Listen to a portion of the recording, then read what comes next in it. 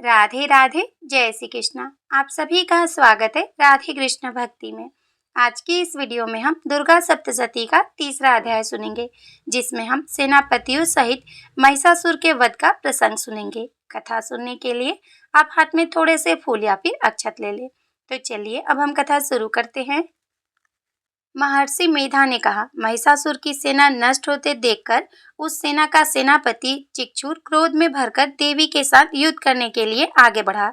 वह देवी पर इस प्रकार बाणों की वर्षा करने लगा मानो सुमेरु पर्वत पानी की धार बरसा रहा हो। इस पर देवी ने अपने बाणों से उसके बाणों को काट डाला तथा उसके घोड़ों व सारथी को मार दिया। साथ ही उसके धनुष और उसकी अत्यंत ऊंची ध्वजा को भी काटकर नीचे गिरा दिया। उसका धनुष कट जाने के पश्चात उसके शरीर के अंगों को भी अपने बाणों से बेध दिया। धनुष, रथ, घोड़े और सारथी के नष्ट हो जाने पर वह असुर ढाल और तलवार लेकर देवी की तरफ दौड़ा। उसने अपनी तीक्ष्ण धार वाली तलवार से देवी के सिंह के मस्तक पर प्रहार किया और बड़े वेग से देवी की बाई भुजा पर वार किया, किंतु देवी के बाई भुजा को छूते ही उसकी तलवार टूटकर दो टुकड़ों में बिखर गई।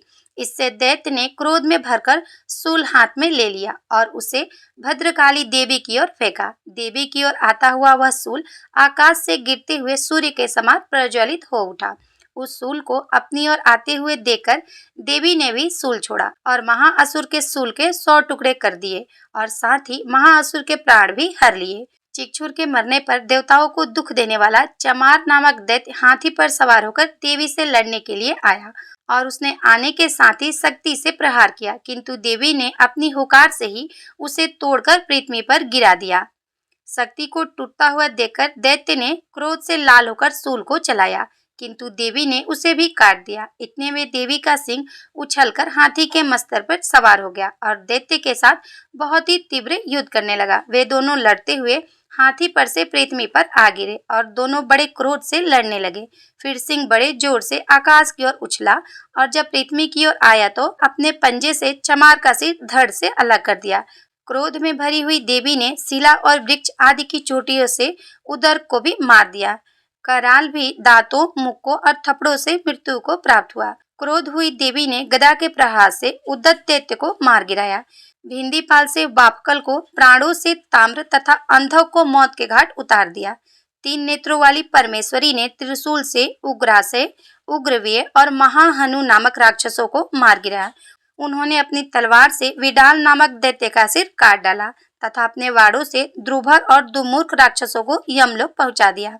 इस प्रकार जब महिषासुर ने देखा कि देवी ने मेरी सारी सेना को नष्ट कर दिया है, तो वह भैंसे का रूप धारण कर देवी के गढ़ों को दुख देने लगा। उन गढ़ों में कितनों को उसने मुख के प्रहार से, कितनों को खुरों से, कितनों को पूंछ से, कितनों को सिंघों से, बहुतों को दौड़ने के वेग से, अनेकों को सिंहनाद से, कितनों को चक्कर देकर और कितनों को श्वास वायु के झोंकों से पृथ्वी पर गिरा दिया।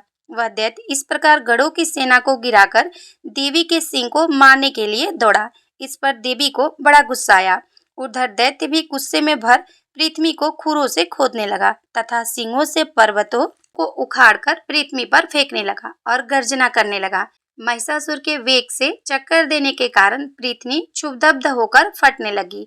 उसकी पूंछ से टकराकर समुद्र चारों ओर फैलने लगा। हिलते हुए सिंहों के आघात से मेघ खंड खंड हो गए और श्वास से आकाश में उड़ते पर्वत फटने लगे। इस तरह क्रोध में भरे हुए राक्षस को देख चंडिका को भी क्रोध आ गया और वे उसको मारने के लिए क्रोध में भर गई। देवी ने पांस फेंककर दैत्य को बांध दिया और उसने बंध जाने पर दैत्य का रूप त्याग दिया और सिंह का रूप धारण कर लिया। और ज्यों ही देवी उसका सिर काटने के लिए तैयार हुई कि उसने पुरुष का रूप बना लिया, जो हाथ में तलवार लिए हुए था। देवी ने तुरंत ही अपनी वाड़ों के साथ उस पुरुष को उसकी तलवार ढाल सहित बेध डाला। इसके पश्चात वह हाथी के रूप में दिखाई देने लगा और अपनी लंबी सूंड से देवी के सिंह को खींचने लगा और गर्जने लगा।